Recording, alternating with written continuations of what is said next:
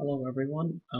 In this video we are going to write our first code together, which will do a hello world, which is the traditional way to enter any programming of any sort. Uh, so for that, what we do is we click the blank project that we have downloaded. We right click, we do extract here, and it gets extracted into a folder called empty project. What I do is I create another folder called hello world with a small one. Then I cut this and I paste it here, and then I go to Qt, and what I do is I open the project, file, new project. I'm sorry, I made a mistake. It's not a new project. I'm going to open a project. I open the project and I go to downloads, hello world, empty project, and I select empty project. I open, I configure, and then what I do is I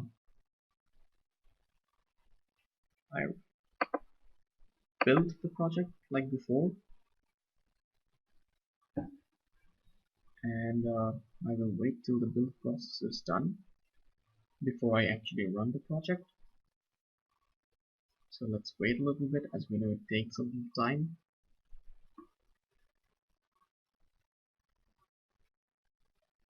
We're still waiting, build is going on, and you'll see that one of the steps is done, one remains. Like a similar thing happened previously when we wanted to try with the simple project with the smiley face. So okay, let's wait. Come on. I usually would try to build it before I show it so that it runs faster next time, but since this is the first time, I really want to make you go through this process so you know what you're doing. So it's done, the build process. I can do run, or I can press Ctrl plus R. So I do run, and what it does will bring a console panel and print hello world. So let's look at the code. How do we print hello world?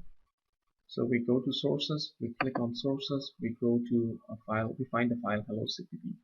We go here, and then we have something called input iostream, then we have input console.h, then something called namespace.std.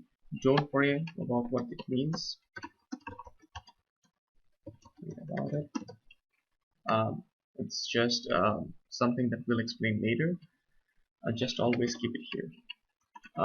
If we want to put a comment here, we can do like this, and we end the comment like this, and we say this file name is hello.cpp. This prints hello with a capital H, world into the console. This is a traditional way to introduce a programming language. It has been done for decades, I guess. So let's go to this file. What you do is, when you have this include and include file over here, what it means that somewhere in your computer there is a file called iostream, and whatever the file holds, basically when you build and run this, it removes this line and dumps all this information over here. And so all the information related to this file is dumped at this location by replacing this line. Similar thing happens with this. So you dump all the information from iostream right at this point, and then you dump all the information that you have in console.h file at this location. And what happens here, the difference between these two is one has a greater than, less than symbol to define the boundaries, and the one starts with a quotation and ends with a quotation. The difference is this is a system level header file. meaning these are specifically designed by C++ developers, and it is specific for Windows. It is specific for Windows, um, Linux, and maybe Mac. So the idea is these are not something that are written by us who are trying to be software engineers. It's written by people who actually wrote C++, and who also most probably have done a little work with operating systems.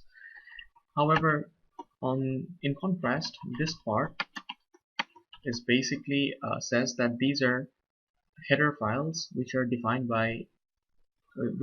locally, meaning these are header files that we are writing by ourselves. So you and me, we are going to write this kind of files, and in a later video we'll show you how we can write such files. But at this point, just understand this is written by us. This is given to the computer. It's already there in the computer by default. Now whenever a C++ program starts, it always has to start at the main function. So whenever you run a file, it looks for this line main and then starts executing code from this line. And main always starts with int main with nothing in between. We'll see later that we can have something here, like something I don't know what, but we'll discuss it later. But now let's keep it simple, and there is nothing here. And it always returns 0. And let's just understand this is how it works. What happens next is we want to do this, and we understand that this somehow prints hello world into the console. And so the question is, what does this mean? This is basically console output. So it outputs hello world into the control. So it inserts hello world, the string. This is called a string because it has quotation. We'll talk about this later. So it inserts the string into the console output string, and this means end of line. So you end the line with this.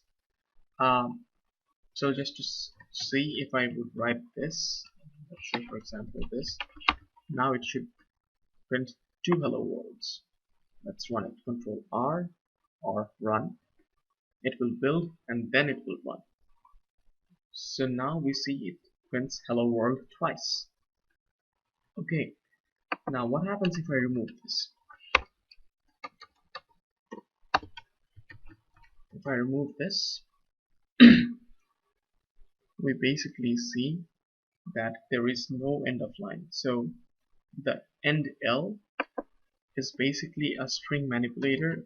It puts an enter after this part. It inserts an enter here. So thank you. We'll move on to something different in a later video. Till then, thank you.